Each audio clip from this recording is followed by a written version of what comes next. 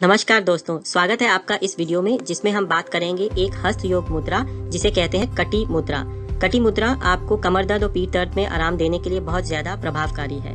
इसके अलावा कटी मुद्रा करने से हमारे शरीर के कुछ ऑर्गन्स हैं जिन्हें जो ज्यादा लाभान्वित होते हैं और एनर्जाइज हो जाते हैं, जैसे जिनका नाम है आंख, कान, मस्तिष्क यानी कि ब्रेन, दिल आपका हार्ट, फेफड़े, लंग्स, जिगर, अग्नाशय जिसे पैनक्रियाज भी कहते हैं।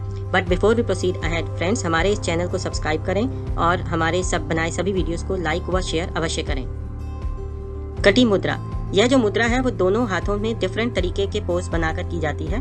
तो राइट हैंड में हम पहले क्या करते हैं कि राइट हैंड के पोज के लिए join the tips of thumb, middle finger और लिटिल फिंगर, यानी कि जो हमारी ये तीन उंगलियां हैं, अंगूठा और लिटिल फिंगर यानी कि कनिष्ठिका और मिडल फिंगर यानी कि मध्यमिका, इन सभी के टिप्स को हम ज्वाइन करते हैं और बाकी जो बची हुई दोनों उंगलियां हैं उनको स्ट्रेट अपराइट रखते हैं, जैसे कि इस फोटोग्राफ में दिखाया गया है।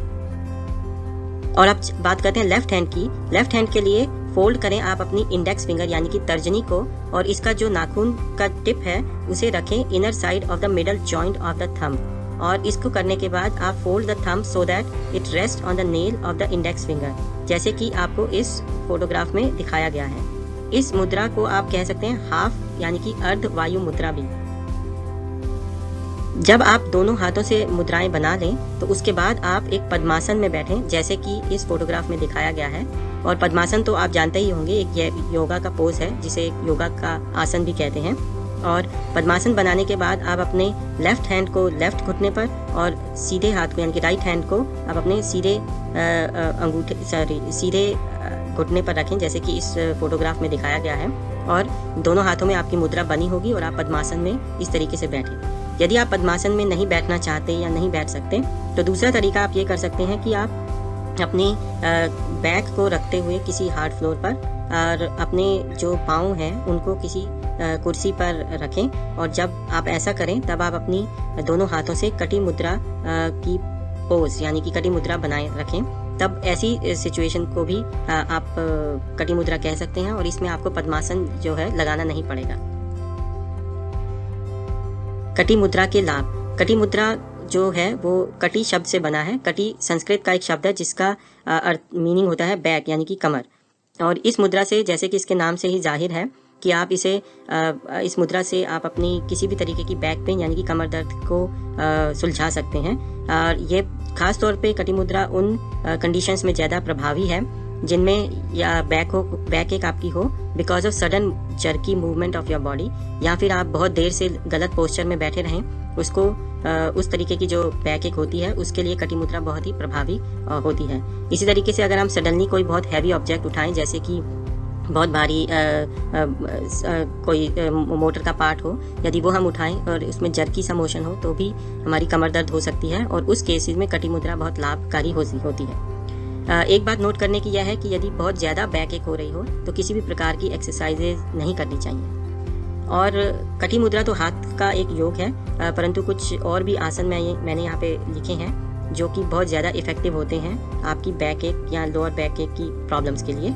इन योगा पोजेज यानी कि आसनों का नाम है भुजंग आसन, जिसे कोबरा पोज भी कहते हैं, मकर आसन, क्रोकोडाइल यानी कि मगरमच्छ वाला पोज, और शलाभ आसन, लोकस्ट यानी कि टिड्डी वाला जो पोज होता है वो ये है। उष्ट आसन जो है कैमल पोज है, और धनुर आसन यानी कि धनुष का जो होता है एरो एंड बो, उस वाले बो के पोज को धनुर आसन कहते हैं। इसके अलावा कुछ लोग कैट एंड काउ पोजेस को भी प्रमोट करते हैं कि ये आपको बैक एक के लिए सहायता देंगे। तो अब जानते हैं मुद्राओं के बारे में कुछ जनरल बातें, बट मैं आपको हाईली रेकमेंड करूंगा कि हमारा इस प्लेलिस्ट का पहला वीडियो जरूर देखें जिसमें मुद्राओं के बारे में संपूर्ण जानकारी दी है और बिल्कुल सही तरीके से समझाया गया है। यहाँ दिखा रहे हैं हम 13 कोर मुद्राओं की समरी, जिसमें से 8 हैं तत्व मुद्राएं और 5 हैं प्राणिक मुद्राएं, यानी कि टोटल 13 कोर मुद्राएं। इन 13 कोर मुद्राओं के अलावा भी बहुत सारी मुद्राएं होती हैं। ये मुद्राएं विभिन्न तरीके से उंगलियों और अंगूठे को जोड़कर बनाई जाती हैं। यह है प्राणिक मुद्राओं का सारांश।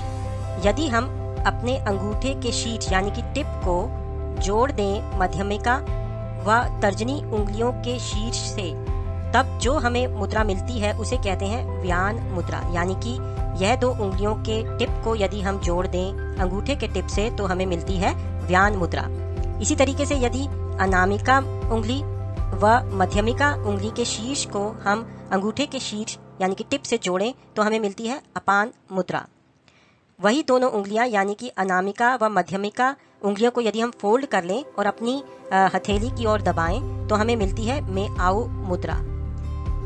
आगे हम आते हैं तो जो दो उंगलियां हैं वो है कनिष्ठिका व अनामिका। इन दोनों उंगलियों के शीर्ष को यदि हम जोड़ें अंगूठे के शीर्ष से तो हमें मिलेगी प्राण मुद्रा। इसी तरीके से यदि सभी पांचों उंगलियों के शीर्ष यानी कि टिप को हम जोड़ें एक साथ तो हमें मिलेगी समान मुद्रा, जिसे हम मुकुल मुद्रा भी कहते हैं। इसी तरीके से देखें तो तर्जनी उंगली, मध्यमिका उंगली व अनामिका उंगली, इन तीनों उंगलियों के टिप यानी कि शीर्ष को यदि हम जोड़ दें अंगूठे के शीर्ष के साथ तो जो हमें मुद्रा मिलेगी उसे कहते हैं उड़ान मुद्रा। यहाँ हम दिखा रहे हैं 8 तत्व मुद्राओं की समरी। यदि हम इंडेक्स फिंगर के टिप को थंब यानी कि अंगूठे से प्रेस करें तो हमें मिलेगी ज्ञान मुद्रा। इसी तरीके से यदि हम इंडेक्स फिंगर को फोल्ड कर लें और फिर अंगूठे से हल्का सा दबाएं तो हमें मिलेगी वायु मुद्रा। इंडेक्स फिंगर को हम तर्जनी भी कहते हैं। आगे आते हैं मिडल फिंगर पे। यदि इसके टिप को हम अंगूठे से दबाएंगे तो हमें मिलेगी आकाश मुद्रा। और यदि हम मिडल फिंगर यानी कि मध्यिका उंगली को फोल्ड करें और अंगूठे से हल्का सा दबाएं तो हमें मिलेगी शून्य मुद्रा। इसी तरह रिंग फिंगर यानी कि अनामिका उंगली के टिप को यदि हम अंगूठे से दबाएं तो हमें मिलेगी पृथ्वी मुद्रा। और यदि हम अनामिका उंगली को फोल्ड करें और अंगूठे से हल्का सा दबाएं तो हमें मिलेगी सूर्य मुद्रा। इसी तरीके से लिटिल फिंगर यानी कि कनिष्ठ उंगली के टिप को यदि हम अंगूठे से दबाएं तो हमें मिलेगी इंद्र मुद्रा। और यदि हम कनिष्ठ उंगली को फोल्ड करें और फिर अंगूठे से हल्का सा दबाएं तो हमें मिलेगी वरुण मुद्रा।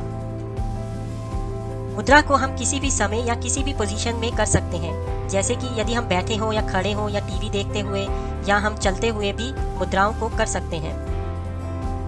मुद्रा को हम एक हाथ से भी कर सकते हैं। उदाहरण के लिए हम वायु मुद्रा को सीधे हाथ में करें और उल्टे हाथ से हम कुछ भी ना करें, यह पॉसिबल है। मुद्राएं इस तरीके से भी की जा सकती हैं। परंतु यदि हम मुद्रा को किसी भी एक मुद्रा को दोनों हाथों से साइमल्टेनियसली एक साथ करेंगे तब उस मुद्रा का हमें ज्यादा फायदा होगा। किसी भी एक मुद्रा को हमें लगभग 45 मिनट प्रतिदिन करना चाहिए। परंतु यदि 45 मिनट एक साथ करना पॉसिबल नहीं है तो हमें एक मुद्रा को 15-15 मिनट दिन में 3 बार करना चाहिए। मुद्रा के साथ यदि हम डीप ब्रीदिंग भी करें तो हमें मुद्रा का फायदा जल्दी मिलेगा। कोई भी मुद्रा हमें खाने के इमीडिएटली बाद नहीं करनी चाहिए। हमें एटलीस्ट 30 मिनट तक इंतजार करना चाहिए, फिर कोई और मुद्रा करनी चाहिए, एक्सेप्ट फॉर द सूर्य मुद्रा, क्योंकि सूर्य मुद्रा तो एक्चुअल में हम करते ही डाइजेशन को इम्प्रूव करने के लिए है। तो यदि यह मुद्रा हम खाने के बाद करें तो ठीक है, परंतु कोई भी और मुद्रा खाने के इमीडिएटली बाद नहीं करनी चाहिए। हम दोनों हाथों से 2 अलग अलग मुद्राएं भी कर सकते हैं, जैसे कि राइट हैंड से सूर्य मुद्रा और इसी तरीके से उल्टे हाथ से हम कर सकते हैं वायु मुद्रा। परंतु ऑपोजिट मुद्राएं हमें नहीं करनी चाहिए। जैसे कि पृथ्वी मुद्रा हमारा बॉडी वेट बढ़ाती है और सूर्य मुद्रा हमारा बॉडी वेट घटाती है। तो हमें साइमल्टेनियसली ये दोनों मुद्राएं नहीं करनी चाहिए, यानी कि पृथ्वी मुद्रा एक हाथ से और सूर्य मुद्रा दूसरे हाथ से नहीं करनी चाहिए। जो मुद्राएं हैं वो हम किसी और भी तरीके की हीलिंग या थेरेपी के साथ हम कर सकते हैं।